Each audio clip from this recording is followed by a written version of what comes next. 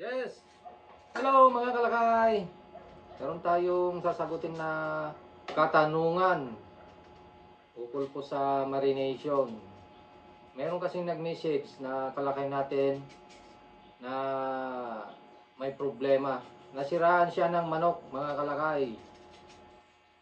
May amoy yung kanyang chicken. Kasi pagka may baho na yung manok, may amoy na, pag linuto mo yan talagang imbis na mabango yan halimuyak yung baho niya mga kalakay. So paano po nangyayari yon? Doon po sa marination, may problema po sa marination. Maaaring yung manok may diferensya na noong bago pa chinap. Siguro napabayaan na na-expose masyado. Halimbawa matagal na walang yelo, ganon. Matagal na na-dress at matagal na hindi nailagay sa freezer o chiller. Yan, doon nagkakaproblema pagka na-expose sa araw o napabayaan na walang yelo o walang preservatives na anuman. Yan. Kaya doon nagkakaproblema. Bago pa minarinate, sira na yung manok. Hindi napansin. Hinugasan, pero doon sa loob ng laman, doon sa may nakadikit sa buto, yung nasa loob na laman, doon ang nagkakaproblema pagka sira yung manok. So babaho yan, sisingaw yan pagka linuto mo na. Yan. So saan ba nagkakaproblema? Doon sa marination mga kalakay. So itiyak natin na kukuha tayo ng fresh na manok. Kahit frozen na manok yan, kung hindi naman sira, ayos lang yan. Kaysa naman hindi frozen nga, pero na-expose naman, hindi naman ginawan ng paraan para hindi masira. Yun. Yun ang nagkakaproblema mga kalakay. Kaya ingat-ingat lang tayo sa pagtrato sa ating mga manok. Ayan. So isa pa na nagkakaproblema sa marination ay ito mga kalakay. Dati kasi halimbawa nagsisimula pa lang tayo. Dati 5 kilos, 10 kilos. Doon yung nagsisimula tayo yun ang nauubos natin sa araw-araw. So yun lang ang ating tinatchap at minamarinate.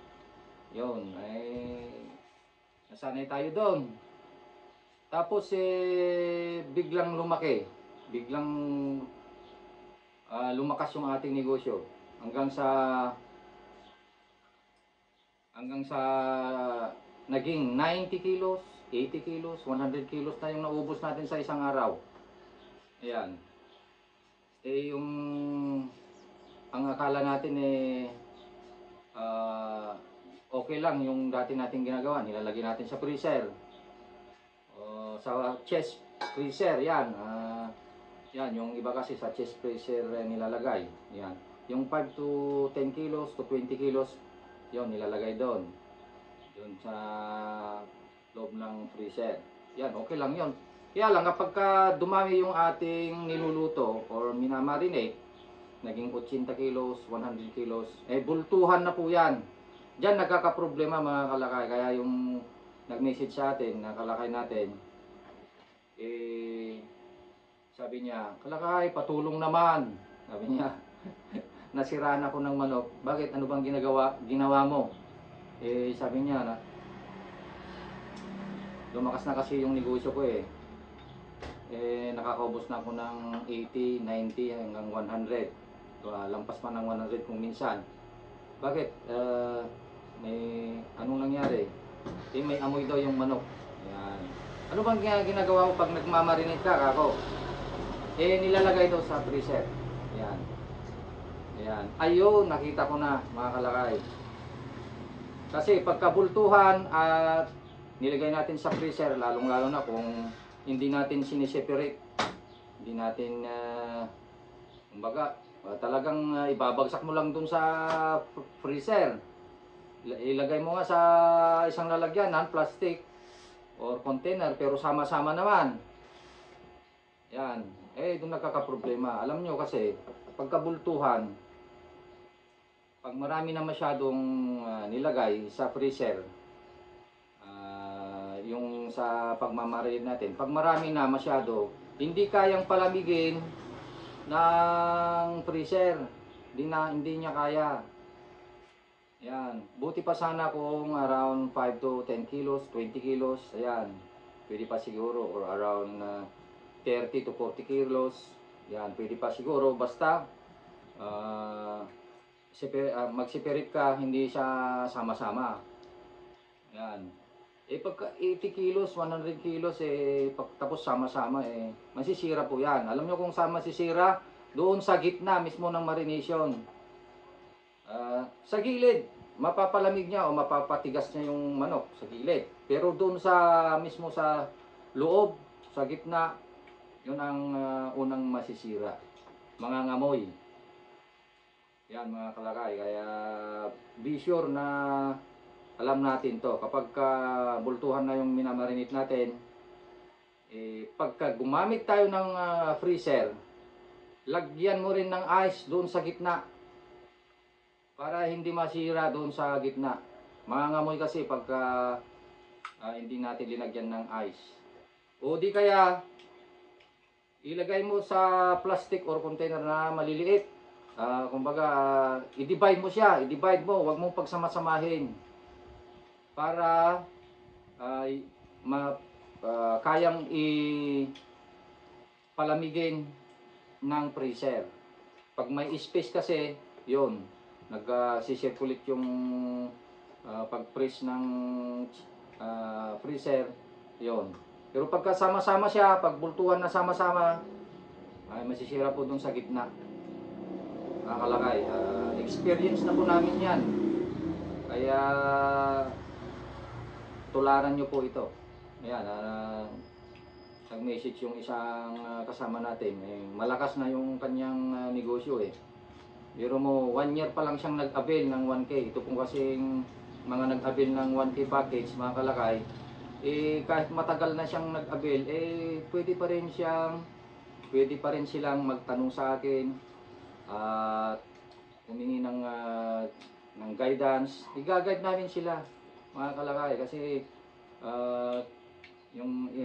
kung minsan nagkakamali tayo sa mga ginagawa natin, lalo na kung hindi pa natin na-experience. Kaya yung kasing kasama natin yon na nag-avail, dati 10 kilos lang siya, 10, 15, 20. Ngayon 4 na yata yung kanyang pwesto, so umuubos na siya ng 80 to 100 at lampas pa.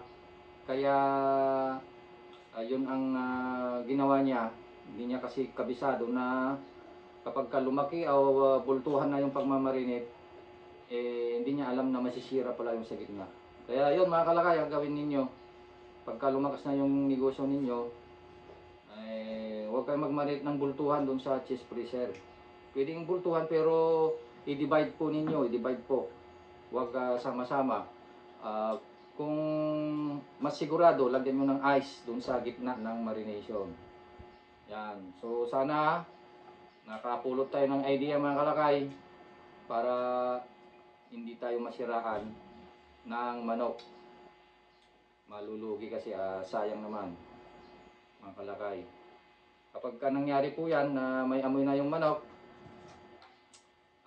huwag na po natin isama. I-separate na po natin.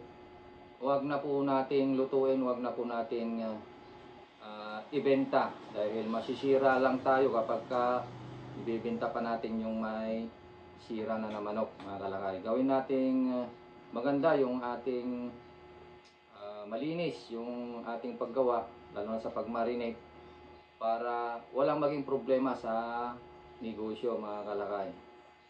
So maraming salamat, sana nakapulot tayo ng idea. Bye-bye!